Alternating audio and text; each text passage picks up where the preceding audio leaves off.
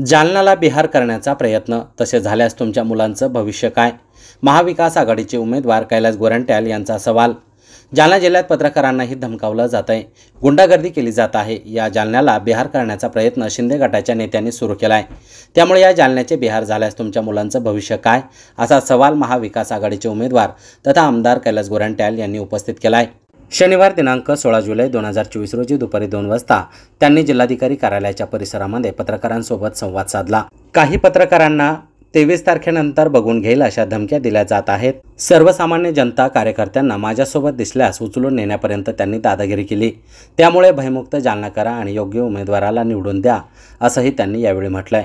निवडणुकीत गैरप्रकार करून लोकांना पैसे वाटप केले जात आहेत, असा आरोप आमदार कैलास गोरंट्याल यांनी केला असून जिल्हाधिकारी आणि निवडणूक आयोगाकडे तक्रार करणार असल्याचंही त्यांनी यावेळी म्हटलंय.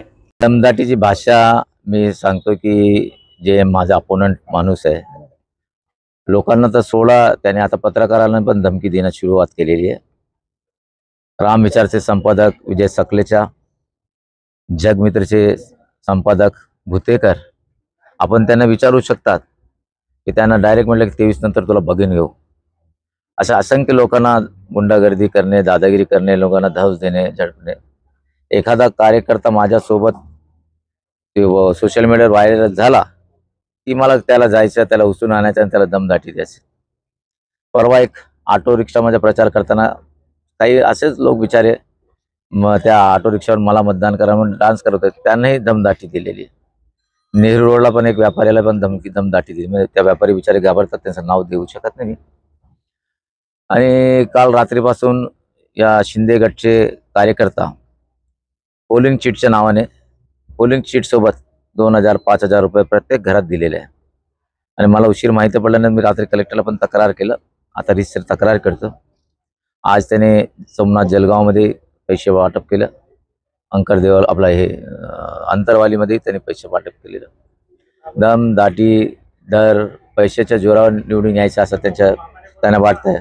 पण हम लोग त्याला कोणत्याही परिस्थितीत त्यांचे प्रयत्न सक्सेस होऊ देत नाही. म्हणून मी आज कलेक्टरला बोललो, ऑब्झर्वर साहेब काही कुठं बाहेर आहे, मला आज संध्याकाळी उद्या भेटणार आहे. आता हे तक्रार झाली, मी SP पण तक्रार करतो की पोलीस प्रशासनाने या असे गुंडा एलिमेंट जे आहे त्यांच्यावर तुम्ही पायबंद करावे, हे पण बोलणार आहे.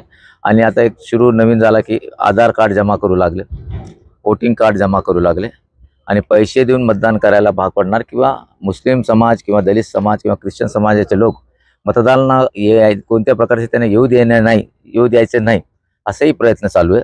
ठीक आहे, आम्ही आमच्या लेवलवर करणार आहे, पण आम्ही इलेक्शन कमिशनरना पूर्ण डिटेल बोलणार आहे. माझी जालन्याची सुजान जनताने एवढंच बोलायचं आहे की हे लोक काही नसताना एवढं गुंडागर्दी, दादागिरी आणि बोगस काम करू लागले. इतर येत नाही, पण चुकून जर आले तर तुमची अवस्था काय होणार? आता हे लोक यांना बिहार करायचा प्रयत्न चालू आहे. जर या लोकांनी बिहार करले तर उद्या तुमच्या मुलांचा लेकांचं काय भविष्य राहणार? योग्य निर्णय घ्या. अशा गुन्हेगार लोकांना भयमुक्त करा. मी एकच म्हणतो, सेठ आहे तो सेफ आहे.